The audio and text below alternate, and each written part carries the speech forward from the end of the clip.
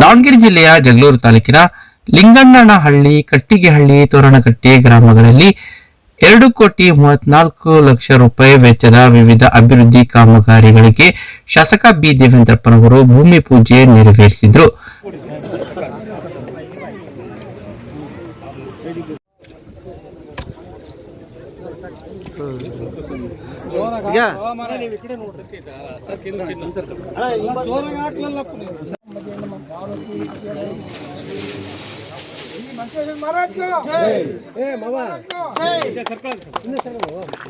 ಹಿಂದಕ್ಕಾಗ್ರಿ, ಯಾರು ಕಾಣಲ್ಲ, ಹಿಂದಕ್ಕೆ ಬರ್ರಿ.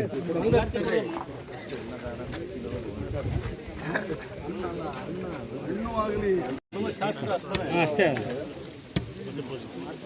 ಸರ್, ಈ ಕಡೆ ಓಕೆ ಸರ್ಕಾರ ಸ್ವಲ್ಪ ಹಿಂದಕ್ಕೆ ಯಜಮಾನ್ರೆ, ಸ್ವಲ್ಪ ಹಿಂದಕ್ಕೆ ಈ ಕಡೆ ನೋಡ್ರಿ, ಈ ಕಡೆ ನೋಡ್ರಿ.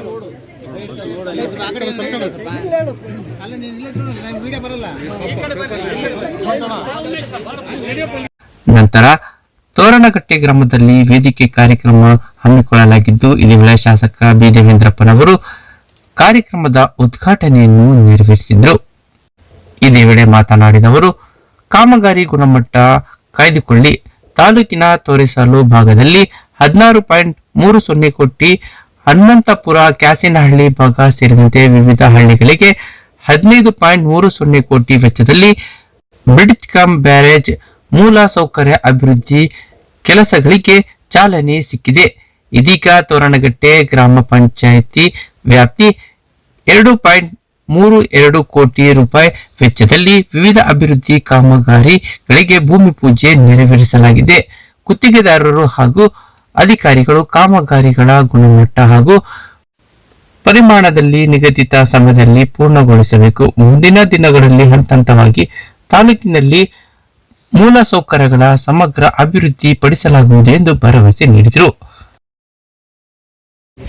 ಒಟ್ಟು 32 ಕೋಟಿ ಕಾಮಗಾರಿಯ ವಿಶೇಷ ಕಾಮಗಾರಿಗಳೆಲ್ಲ ನಡೆದಿದೆ.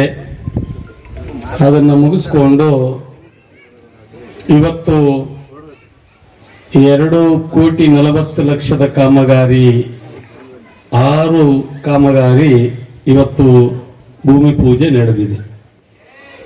ಇದರಲ್ಲಿ ಸಿಂಹಪಾಲು ಅಂತ ಹೇಳಿದರೆ ತೋರಣಗಟ್ಟೆಯಲ್ಲಿ 1.45 ಕೋಟಿ. ಯಾಕೆ ಈಗ ನಮ್ಮ ಸರ್ಕಾರ ಇಂಥ ಕೆಲಸವನ್ನು ಮಾಡಿಕೊಂಡು ಬಂದಿದೆ, ಇನ್ನೂ ಮಾಡಬೇಕಾದ್ದು ಇದೆ. ಅದನ್ನ ನಮ್ಮ ಅವಧಿ ಮುಗಿಯೋದ್ರೊಳಗಡೆ ಅಹೋರಾತ್ರಿ ಹೋರಾಟವನ್ನು ಮಾಡಿ ಇಲ್ಲಿ ಏನೇನು ಮೂಲಭೂತ ಸಮಸ್ಯೆ ಇದೆಯೋ ಅವನ್ನೆಲ್ಲವನ್ನು ಮಾಡಿಕೊಡುವಂಥ ಕೆಲಸದಲ್ಲಿ ಪ್ರಾಮಾಣಿಕ ಪ್ರಯತ್ನವನ್ನು ಮಾಡಿ ನನ್ನ ಆಯ್ಕೆ ಮಾಡಿದ ನಿಮ್ಮ ಋಣವನ್ನು ತೀರಿಸುವಂಥ ಕೆಲಸ ನಾನು ಮಾಡ್ತೀನಿ. ಗೊತ್ತೇ ಇದೆ, ಇನ್ನೂ 2 ವರ್ಷ ಬಾಕಿ ಇದೆ. ಜನ ನೀವು ಆಶೀರ್ವಾದ ಮಾಡಿದಿರಿ. ನಿಮ್ಮ ಆಶೀರ್ವಾದ, ನಿಮ್ಮ ಋಣ ನಮ್ಮ ತಲೆ ಮೇಲಿದೆ. ಅದು ಭಾರ ಯಾವಾಗ ಇಳಿತದೆ ಅಂತ ಹೇಳಿದ್ರೆ, ನೀವು ಯಾವ ಉದ್ದೇಶದಿಂದ ನಮ್ಗೆ ಆಶೀರ್ವಾದ ಮಾಡಿದ್ರೋ ಆ ಕಾರ್ಯವನ್ನು ನಾವು ಮಾಡಿದಾಗ ಆ ಭಾರ, ನಾನು ಆ ಋಣಭಾರವನ್ನು ಇಳಿಸ್ಕೊಂಡ ಹಾಗಾಗ್ತದೆ. ಆ ನಿಟ್ಟಿನಲ್ಲಿ ಈಗಾಗಲೇ 57 ಕೆರೆ ತುಂಸಾ ಯೋಜನೆಯಲ್ಲಿ ಈಗ 2 ವರ್ಷ ಅನೇಕ ಕೆರೆಗಳು 50 ವರ್ಷದ ಕೆಳಗೆ ಕೋಡಿಯನ್ನು ಬೆಳೆದೇ ಇರತಕ್ಕಂಥ ನಮ್ಮ ಜಗಳೂರು ಕೆರೆ ಮೊನ್ನೆ ಮಾನ್ಸೂನ್ ಪ್ರವೇಶ ಆಗೋದಕ್ಕಿಂತ ಮುಂಚೆನೇ ಆಗಸ್ಟ್ ತಿಂಗಳಲ್ಲಿನೇ ಕೋಡಿ ಬಿದ್ದಿರೋದು ತಮಗೆಲ್ಲ ಗೊತ್ತೇ ಇದೆ. ಇಷ್ಟೆಲ್ಲ ಹೇಳಿದ್ರು ನೀವು ಕೇಳ್ಬೋದು. ಈಗ ನಮ್ಮ ಜಮಾಪುರದ ಕೆರೆ ಏನಂತೇಳಿ ನೀವು ಕೇಳೋದಕ್ಕಿಂತ ಮುಂಚೆ ನಾನೇ ಉಲ್ಲೇಖ ಮಾಡ್ತೀನಿ. ಆ ಕೆರೆ ಏನು ನಮ್ಮ ಅಪ್ಪರ ಭದ್ರಾ ಯೋಜನೆಯಲ್ಲಿ 50,000 ಎಕರೆಗೆ ನೀರಾವರಿ, ಹನಿ ನೀರಾವರಿ ಜೊತೆಗೆ 9 ಕೆರೆಗಳು ಸಂಗೇನಹಳ್ಳಿಯಿಂದ ಈ ಭಾಗದಲ್ಲಿರ್ತಕ್ಕಂಥವಕ್ಕೆಲ್ಲ ಆ ನಿಟ್ಟಿನಲ್ಲಿನೂ ಆ ಯೋಜನೆಯಲ್ಲಿ ಅದಿದೆ. ಸೊ ಹಾಗಾಗಿ ಎರಡೂ ಕೆಲಸವನ್ನು ಮಾಡೋಂಥದ್ದು. ಈಗಾಗಲೇ ದಯಮಾಡಿ ಅಪ್ಪರ ಭದ್ರಾ ಬಗ್ಗೆ ಮಾಹಿತಿ ತಿಳ್ಕೊಳ್ಳೋಂಥವ್ರು, ಆಸಕ್ತಿ ಇದ್ದಂಥವ್ರು ಎಲ್ಲೆಲ್ಲಿಗೆ ಹೋಗಿ ಬರ್ತೀರಿ. ಆದರೆ ನಿಮ್ಮ ಜೀವನ ನಾಡಿಯಾಗಿರ್ತಕ್ಕಂಥ ಅಪ್ಪರ ಭದ್ರಾ ಇಲ್ಲೊಂದು ಗೋಣೂರ್ ಹತ್ರ ಅಕ್ಕುಡೊಕ್ಕು ಅನ್ನೋಂಥದ್ದು ಬರ್ತದೆ. ಆ ನೀರಾವರಿ ಸಮಿತಿ ಅವರು ಬೇರೆ ಯಾರೂ ಅಲ್ಲ, ಅಧ್ಯಕ್ಷರು ಈ ಊರಿನ ಮಗ ಇಂಜಿನಿಯರ್ ತಿಪ್ಪೇಸ್ವಾಮಿ ಅವರು. ಅವ್ರ ಹೋರಾಟದ ಫಲವಾಗಿ ಈ ಮಟ್ಟಕ್ಕೆ ಬಂದಿದ್ದೆ. ಸುಮಾರು 110 ಕಂಬಗಳು ಅಂತರದಲ್ಲಿ ನಾವು ರಸ್ತೆ ಹೋಗೋದನ್ನು ನೋಡಿದ್ದೀವಿ. ಮೇಲ್ಗಾಲುವೆ ಎಲ್ಲೋ ಒಂದು ಕಡೆ ಮೈಸೂರು ಹತ್ರ ನಾವು ನೋಡಿದ್ವಿ. ಆದರೆ ಅದು ಮಹಾರಾಜ ಕಾಲದಲ್ಲಿ ಅಂತ ಒಂದು ಕರ್ನಾಟಕ ರಾಜ್ಯದಲ್ಲಿನೇ ಅತಿ ದೊಡ್ಡದಾದಂಥ ಒಂದು ಯೋಜನೆ ಈ ಒಂದು ಗೋಣೂರ್ ಹತ್ರ ಅಕ್ಕುಡೊಕ್ಕಿನಲ್ಲಿ ನಡೀತಾ ಇದೆ. ಹಾಗಾಗಿ ಈಗಾಗಲೇ ಸಂಪೂರ್ಣವಾಗಿ ಇನ್ನು 1-2 ಕಡೆ ಆ ಕಂಬಗಳಿಗೆ ಮೇಲ್ ಸೇತುವೆಯನ್ನು ಕೂರಿಸಿದ್ರೆ ಸಂಪೂರ್ಣವಾಗಿ ಆ ಭಾಗ ಆಗ್ತದೆ. ಅಲ್ಲಿಂದ ನೀರು ಈ ಭಾಗಕ್ಕೆ ಬರೋದಕ್ಕೆ ಕಾರಣ ಆಗ್ತದೆ. ಅದನ್ನು ದಯಮಾಡಿ ನೀವೆಲ್ಲರೂ ಒಂದ್ಸರಿ ಹೋಗಿ ನೋಡಬೇಕಾದಂಥದ್ದು. ಅದು 50 ಅಡಿಯಿಂದ ಹಿಡಿದು 110 ಅಡಿ ಹೈಟ್ ಇರ್ತಕ್ಕಂಥ 100ಕ್ಕಿಂತ ಹೆಚ್ಚಿನ ಕಂಬಗಳಿದ್ದಾವೆ ಇಲ್ಲಿ ಗೋಣೂರ್ ಹತ್ರ. ಹಾಗಾಗಿ ಆ ಕಾಮಗಾರಿನೂ ಬರ್ತಾ ಇದೆ.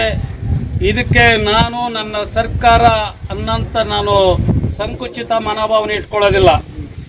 ಯಾರ್ಯಾರು ಕೇಂದ್ರ ಸರ್ಕಾರ ಇರ್ಬೋದು, BJP ಸರ್ಕಾರ ಇರ್ಬೋದು, ನಮ್ಮ ಕಾಂಗ್ರೆಸ್ ಸರ್ಕಾರ ಇರ್ಬೋದು, ಮುಖ್ಯಮಂತ್ರಿಗಳು ಯಾರು ಇರ್ಬೋದು, ಯಾರ್ಯಾರು ಈ ಒಂದು ಕಾರ್ಯಕ್ಕೆ ಶ್ರಮವಹಿಸಿದಾರೋ ಅವ್ರಿಗೆಲ್ಲರಿಗೂ ಆ ಒಂದು ಸೇವೆ ಜನರಿಗೆ ಮಾಡಿದ ಕೀರ್ತಿ ಅವ್ರಿಗೆ ಸಲ್ಲಲಿ ಅನ್ನೋಂಥ ಮಾತನ್ನು ನಾನು ಹೇಳಕ್ಕೆ ಬಯಸ್ತಾ ಇದ್ದೀನಿ. ನಾವು ನಿಮಗೆ ಹೇಳೋದಿಷ್ಟನೇ. ಇನ್ನು ಕರೆಂಟ್ ಬಗ್ಗೆ ಮಾತಾಡಿದರು.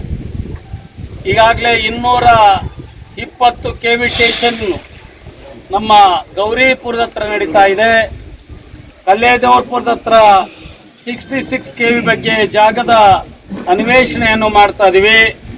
ಅದಾದ್ಮೇಲೆ ಇನ್ನ 3-4 ಉಪ ಸ್ಟೇಷನ್ಗಳಾಗ್ತದವೆ.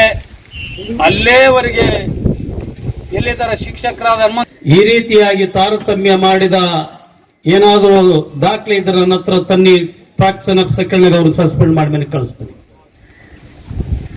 ಹಾಗಾಗಿ ಅಲ್ಲಿ ಕಾಮಗಾರಿ ಆಗ್ಬೇಕಾದ್ರೆ ಅಲ್ಲಿ LC ತಗೊಳ್ಳೇಬೇಕು ಅಲ್ವಲ್ರಿ ಸಾಹೇಬ್ರೆ?